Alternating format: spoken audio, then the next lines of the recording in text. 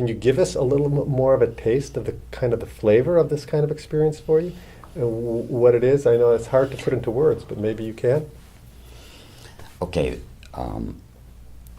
When I was in high school, every day I'd go through a stage of it just came out of nowhere, intense happiness. I was so intensely happy. Every day for about an hour or two, I'd have to go outside. I'd have to run or jog or something to tone down that feeling of happiness, right? It was a great feeling, but it was very intense.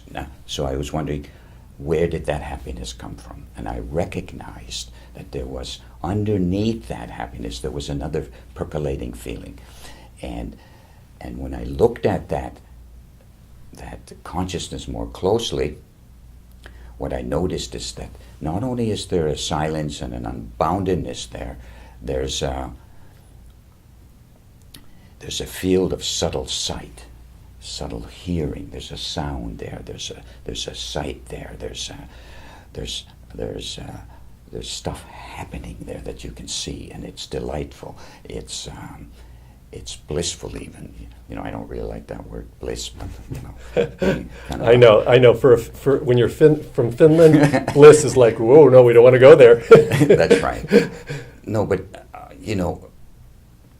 I could go into more detail about that, and maybe we'll do that in the next session. But just the delightful feeling that comes from not just from the silence, but the movement of that silence, the bubbling of that silence, the reverberation of that silence. Now, this bubbling and reverberation I'm talking about is actually something. It isn't abstract. You can actually see it, know it, feel it. So we've heard this phrase before, this idea of dynamism within the silence. That's exactly and that's actually where the real action lies. That's where the action is. And speaking of real action, I know that, it's interesting you've been telling these stories in progression from when you were a little boy, 13 bicycle, and now we're in high school.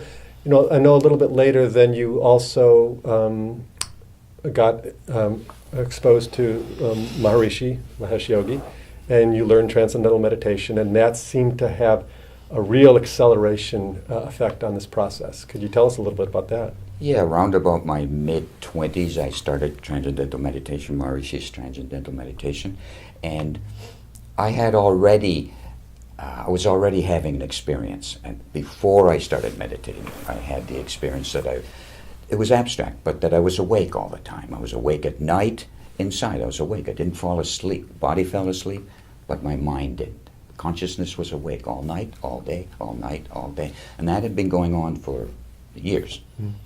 Didn't know what it was. Except there was nothing wrong. It was nice. It was terrific. And then I started TM. And one meditation, this field of silence that was as if in the background or up there somewhere, and was just an abstract experience of silence, started being more delightful, more bubbly, more happy, more. I could literally see that expansion start to integrate. And the interesting thing about this field of silence is that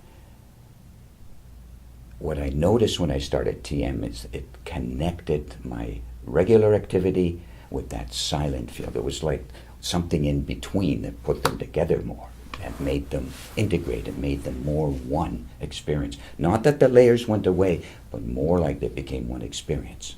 That's interesting because many people on a spiritual path end up really delving into that field of silence, that internal world, and they see it perhaps as a separate reality from this outer field. And I think it's very interesting that you happen to be you're an integrated man. I mean, you run a large business. That's my wife. Well, and you have a beautiful wife, Kathy. You have two beautiful daughters who help you run this business. I find it interesting that you named your business Creative Edge, which I think really fits you very well because you are on a creative edge.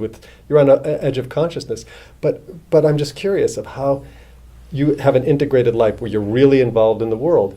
So what you were just talking about is this bridge between this inner world and the outer world, and that the spiritual growth is not something that's separate. It's completely integrated in daily life.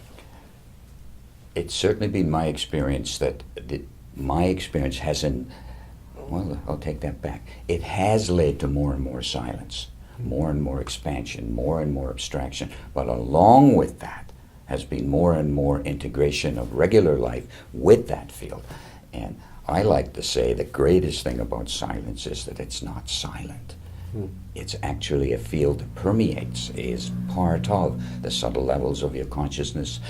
You could even say the divine levels of your consciousness, and also of regular life. The happiness that you feel in regular life is the same happiness you feel inside. It's the same happiness that bubbles out of this field of pure consciousness. So it's true, I can relate on the level of my own experience. But I think really reminds me of just something that I know you've been working on for a long time. It just so happens you've been working on your first book, which is, interestingly enough, called Landscapes in Consciousness. It was kind of almost accidental that we called this video series the same title of the book, but we couldn't think of a better name for the video series, and it just happened to fit perfectly with the title of your book. What's coming out in this book? I know we're going to talk about this more in the next episode, but just, I know you wanted to just talk about understanding a little bit, what the understanding of consciousness does for us. First of all, I never thought I'd write a book, okay? I mean, I'm kind of private about these things, have been for years and years. So here I am writing a book, just like, many, many people have done. But what I saw, or what I thought that in writing this book I wanted to convey, is that regular life, whether you're a business fellow, you're a musician, doesn't matter what your life is, it's connected to a subtle field of consciousness, a beautiful subtle field of consciousness, and it's connected to unboundedness. And that it doesn't matter what you're doing in your regular life. It's part and parcel of the experience of the growth of consciousness, and it's part and parcel of the enlightened experience in general. So the book has a lot of elements of understanding. Understanding, we haven't talked about understanding very much. When I started the TM program, the thing that really woke up, I wanted to know what this experience is. I'm not an intellectual at heart. I'm kind of a feeling kind of guy.